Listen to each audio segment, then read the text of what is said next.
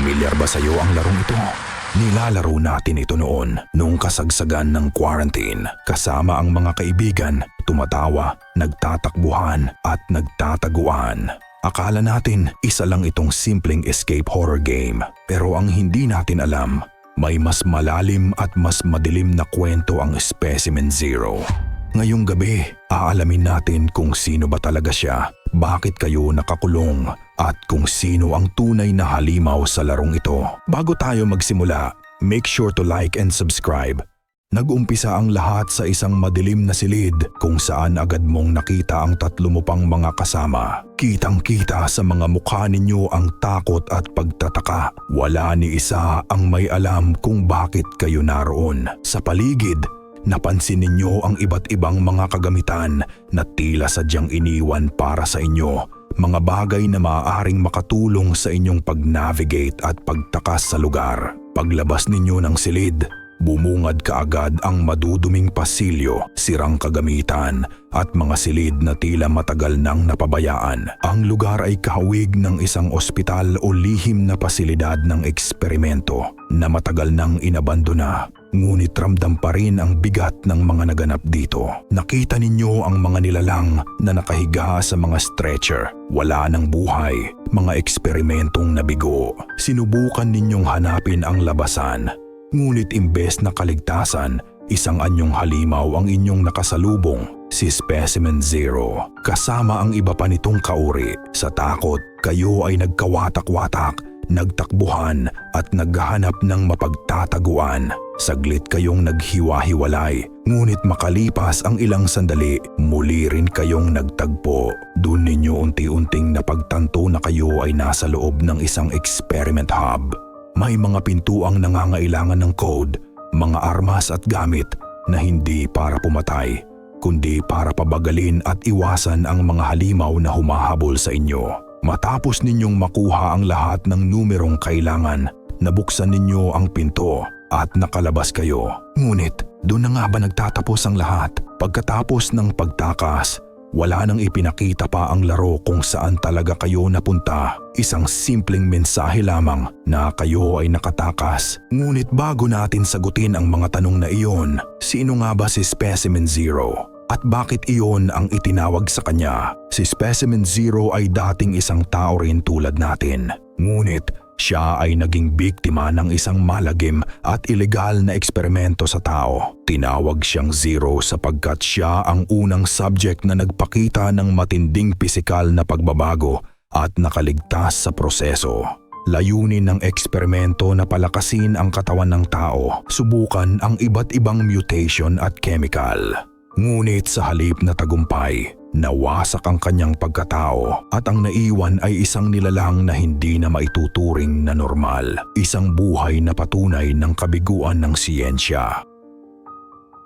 Hindi rin nag-iisa si Specimen Zero. Mayroon siyang mga kasama, mas mabagal at hindi kasing delikado niya. Ang mga nilalang na ito ay mga failed experiments, mga taong hindi nagawang mag-mutate ng maayos at tuluyang nawalan ng anyong pangtao. Kapansin-pansin na wala silang mga kamay at paa, mistulang mga jelly monster na gumagapang lamang sa sahig. At tulad ni Specimen Zero, sila rin ay mga biktima ng isang malagim at walang pusong siyensya. Hindi magtatagal, ang mga ganitong uri ng eksperimento na sa laro lamang natin nakikita ay hindi malabong balang araw ay maging makatotohanan. Ngunit ang tanong, bakit nga ba kayo napunta sa lugar na iyon?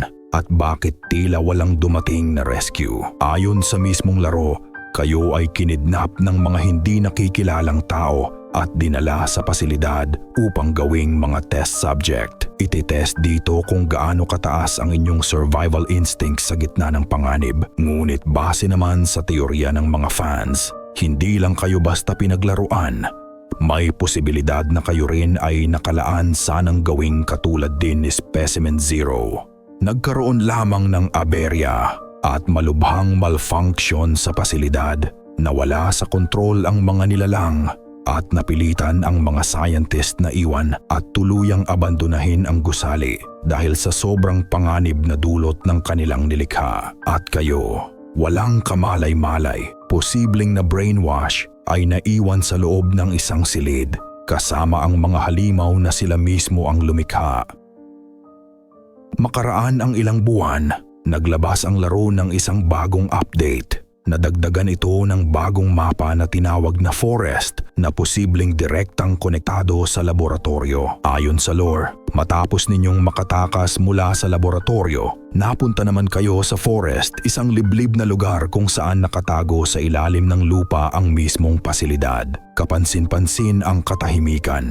May mga ilang bahay sa paligid, ngunit wala ni anino man lang ng tao. Ngunit ang hindi ninyo alam, nasundan pala kayo ni Specimen Zero. Kung sa loob ng laboratorio ay gumagapang at nakayuko lang siya, dito sa labas ay nakatayo na siya. Halos kahugis na ng isang tao. Ipinapakita nito na nag-evolve na siya. Mas mabilis, mas malakas at mas mapanganib. Upang makatakas sa lugar na iyon, kinakailangan ninyong buuhin ang mga piyesa ng sasakyan. Habang patuloy na tinatakasan si Specimen Zero na ngayon ay mas mabilis nang makahabol. Sa gitna ng inyong paghahanap, natagpuan ninyo ang mga bangkay ng mga taong dating nakatira roon. Kitang-kita sa kanilang mga labi na hanggang sa huling hininga, sila ay lumaban. Ngunit mas nanaig ang puwersa ng siyensya at kapag nabuo na ang sasakyan at napaandar ninyo ito, muli lamang sasabihin ng laro na kayo ay nakatakas. Ngunit dito na muling lilitaw ang tanong, ano nga ba ang kasunod? Isa lang ang malinaw, nakalabas na si Specimen Zero sa dapat sanay kulungan lamang niya.